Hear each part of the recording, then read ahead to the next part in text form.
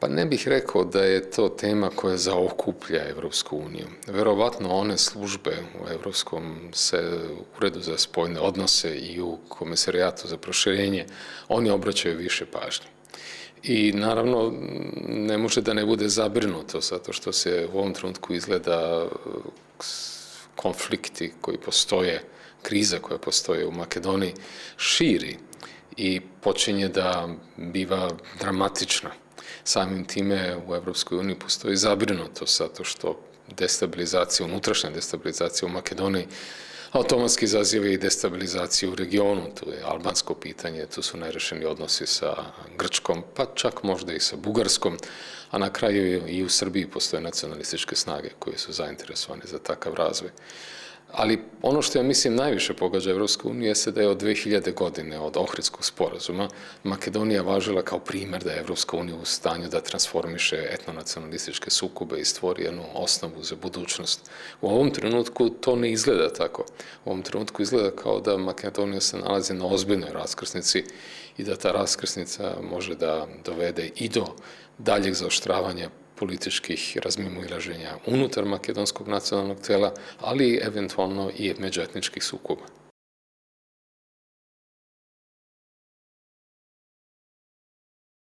Pa čuo sam iz raznih izvora da ima predloga da se ponovo formira, odnosno imenuje posebni poverenik Evropske unije za Makedoniju. Međutim, to nije nešto što je prošlo kroz tela i mislim da ćemo morati da sačekamo i ishod ovog posredovanja koje sada vodi zajedničko telo te trojice, ta trojka iz Evropskog parlamenta, Evropske komisije i iz Evropskog saveta. U zavisnosti od toga kako to bude teklo, moguće da će posle toga Evropska unija posegnuti za novim instrumentima, ali u ovom trenutku je prerano očekivati bilo šta drugo osim daljeg produžetka posredovanja trojke.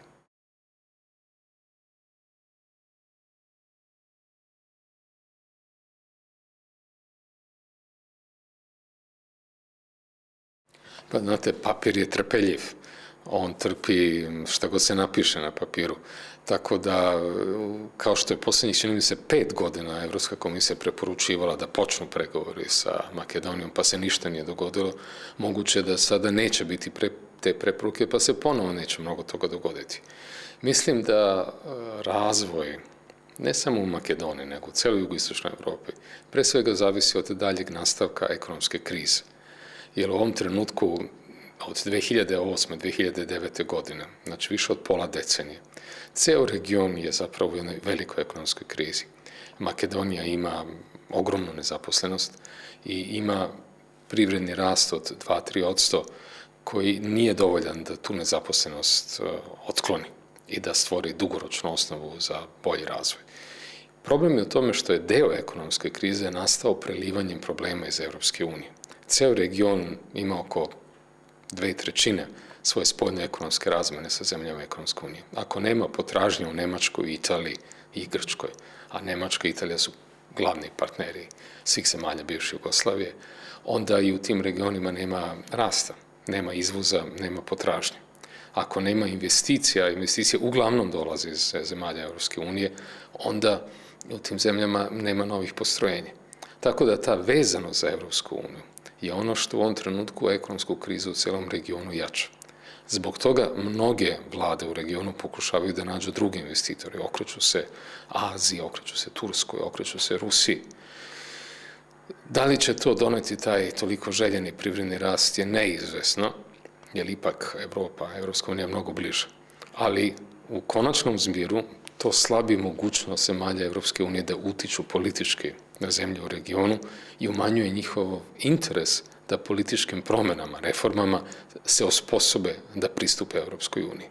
Dakle, mi u ovom trenutku se nalazimo u jednoj vrsti suprotnog kretanja u odnosu na ono što je bilo između 2000. do 2008-2009. godine.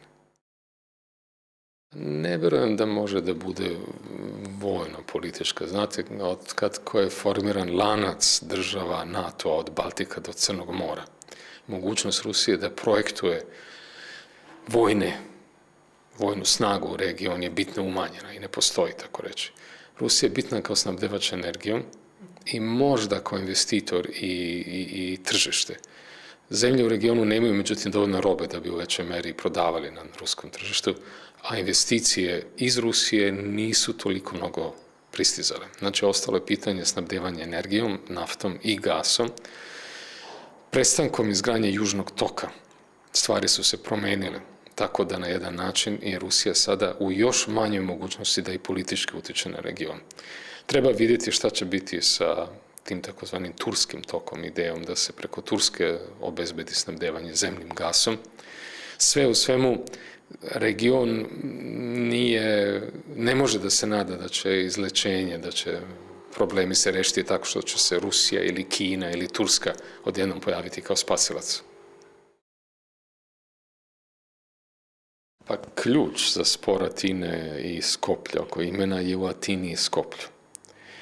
I dokle god se ne primećuje da bilo koja od te dve strane zapravo želi neki iskorak da napravi, ne verujem da uprkos dobrih namera i komesar Han tu nešto može bitno da promeni. Čuo sam međutim jednu misao koja mi se dopala, čuo sam i u Evropskom parlamentu. Tu je jedan iskusni poslanik u Evropskom parlamentu rekao da je on od uvek predlagao vladi u Skoplju da prihvati koje god treba ime dok ne uđe u Evropsku uniju. A kad uđe u Evropsku uniju, onda može da se opredeli ponovo za koje god hoće ime, jer tada Grčka više neće biti u stanju da ih ucenjuje. Možda treba i tako na jedan neortodoksan način pokušati da se reši taj problem.